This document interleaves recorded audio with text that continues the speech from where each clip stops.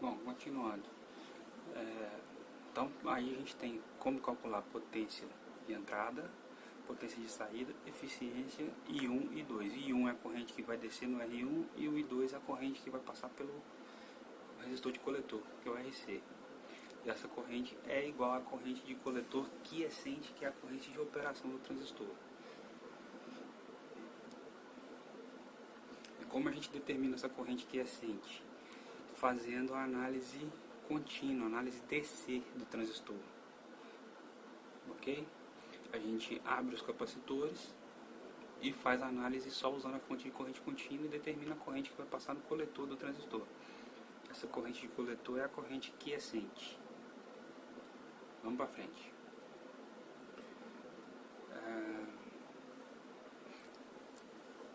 A dissipação de potência dos componentes ali vai provocar uma eficiência baixa no amplificador classe A.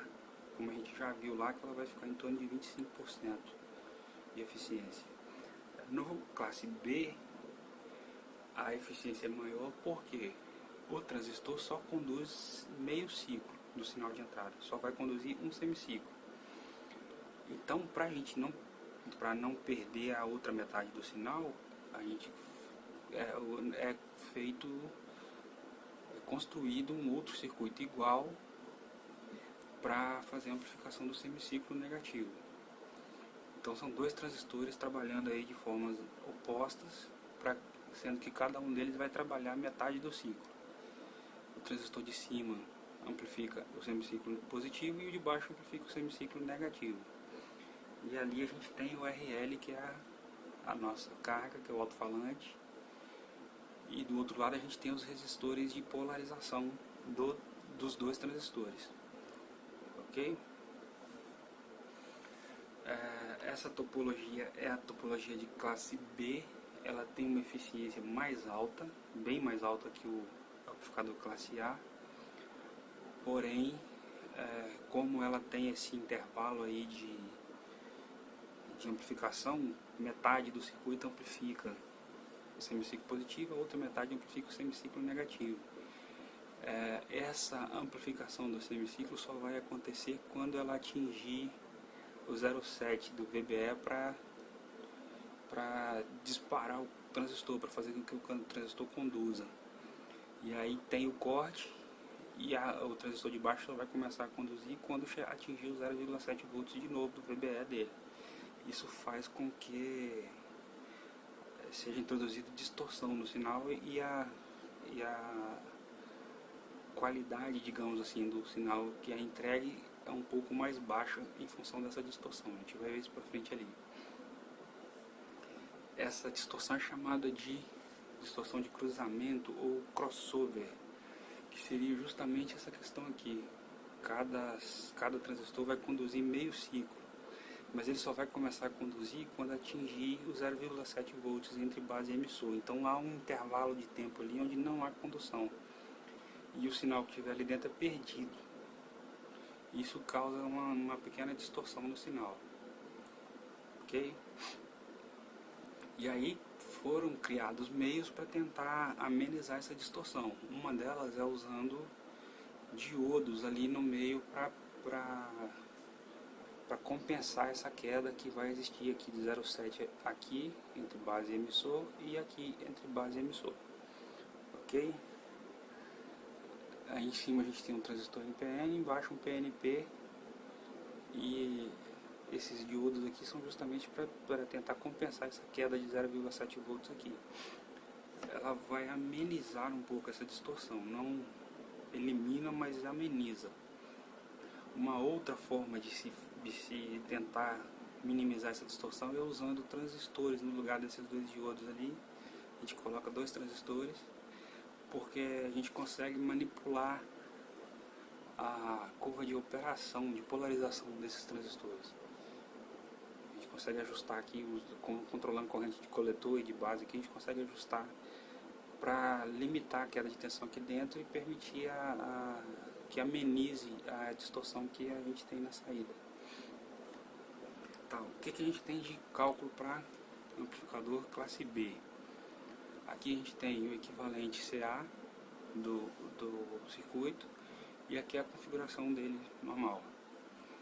Impedância de entrada é o beta dos dois ali, vezes a soma ali de resistência de carga, que é seria o alto-falante, e o R''E, que é o 25 mili sobre o IE.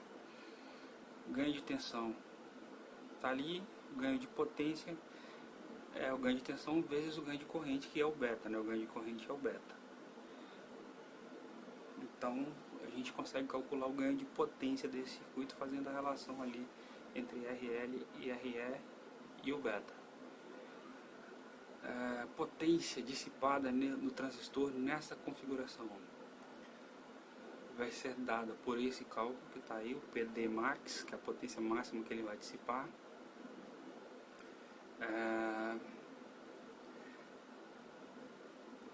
Além disso, potência de saída dá para a gente calcular ali pelo VC aquiescente, e a corrente ICC, que é a corrente que vai sair da fonte de corrente contínua do VCC, é o I1 mais o I2. O I1 é a corrente que vai descer na resistência do divisor de tensão aqui da base, e o I2 é a corrente que vai descer para o coletor. Ok? Esse I2, no caso específico aqui, a gente vai conseguir calcular por aqui. Ok? Potência de entrada, a gente vai fazer a tensão dessa fonte vezes a corrente que está saindo da fonte. E o I1 vai sair a partir dessa relação, que é a tensão dessa fonte, as resistências, a soma das resistências. E a eficiência desse cara, como eu já disse lá atrás, ela chega a 78% aproximadamente. É bem mais alta que o classe A, que o classe A é em torno de 25%.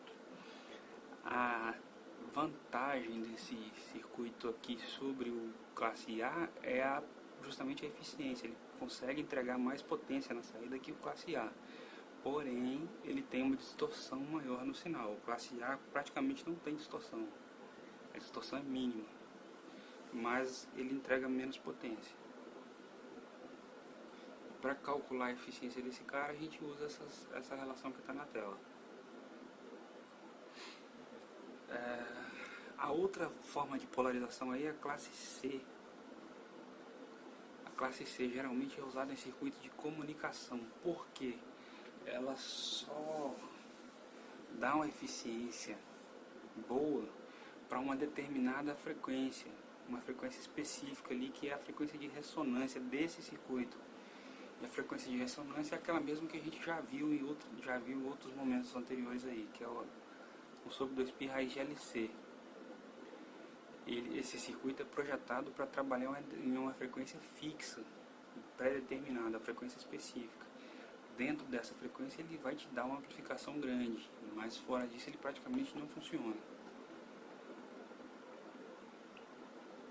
Além dele, existe a outra topologia aí, que é o amplificador classe D de dado. Esse amplificador é o chamado amplificador digital. Ele trabalha com sinal digital, sinal pulsado. Então ele consegue chegar numa eficiência maior aí, em torno de 90%. Tem alguns que chegam até mais do que isso. E hoje os amplificadores de áudio usados hoje, tanto no ramo automotivo quanto no ramo de sonorização pesada, praticamente todos eles hoje são amplificadores classe D, por causa da eficiência, que é muito alta. Para a diferença de funcionamento desse cara, ele precisa de um sistema de conversão do sinal analógico que está vindo ali do microfone. Geralmente joga esse sinal do microfone num classe A, ele faz uma pré-amplificação. A saída do classe A a gente joga no conversor AD, para te dar o sinal pulsado na saída, que vai ser amplificado. Então é feita uma comparação aqui do sinal que vem analógico, ele é convertido em sinal amplificado, vem um sinal de referência aqui, dente de serra, e o comparador vai me dar na saída ali a relação entre os dois, e essa relação é a pulsada e isso é injetado no amplificador classe D. Depois isso passa por um filtro para tirar os ruídos e é jogado lá para nossa carga na saída. Ok? Esses amplificadores classe D geralmente são construídos usando MOSFET, porque o MOSFET consegue trabalhar com frequências altíssimas, bem mais altas que o transistor de base, o TJB, o transistor bipolar de junção.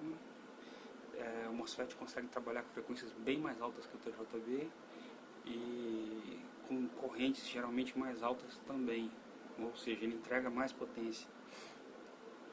Dependendo da classe do MOSFET, ele consegue entregar bem mais potência do que o transistor comum. Ok? Aí tem um exemplo de um circuito que seria um amplificador classe D, tá montado ali com transistores, com TJB, a título de exemplo, né? Mas na prática esse cara geralmente é montado com MOSFET. Exemplo de um exercício. Esse exercício está no livro e eu recomendo que vocês façam esse exercício. Façam os 3 exercícios que estão no final dessa sessão, unidade 1, sessão 3.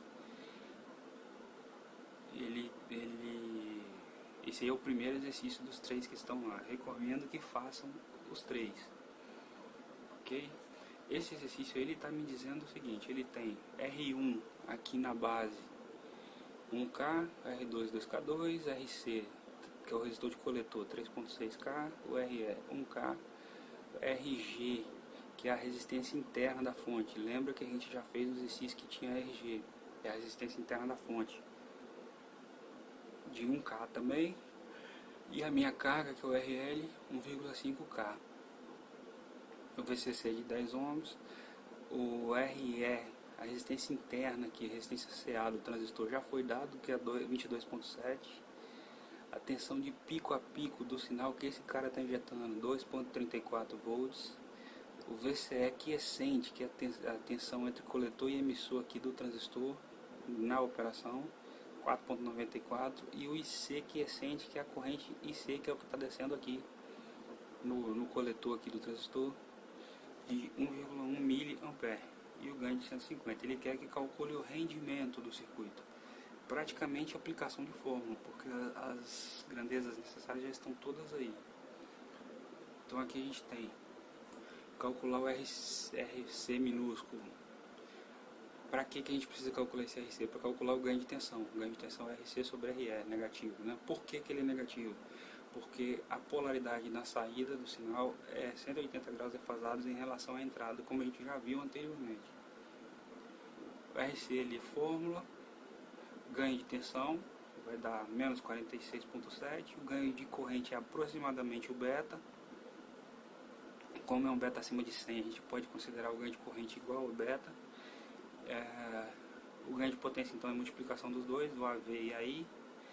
A potência máxima na carga é fórmula, aplicação de fórmula direto, que é a tensão de pico a pico lá de entrada sobre 8RL, já vai te dar a potência direto.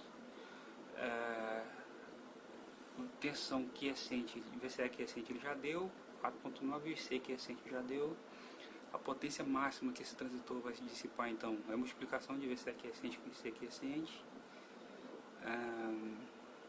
I1 VCC sobre R1 mais R2, o I2 é o IC quiescente que já foi dado.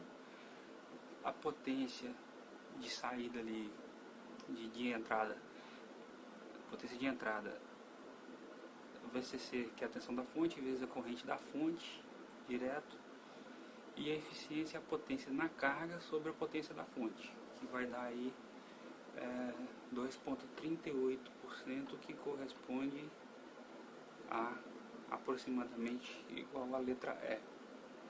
Beleza? Façam os outros exercícios e à medida que tiverem dúvidas, pode me procurar, me contactar aí no WhatsApp, no e-mail, que a gente vai respondendo. Ok? Um abraço e até mais.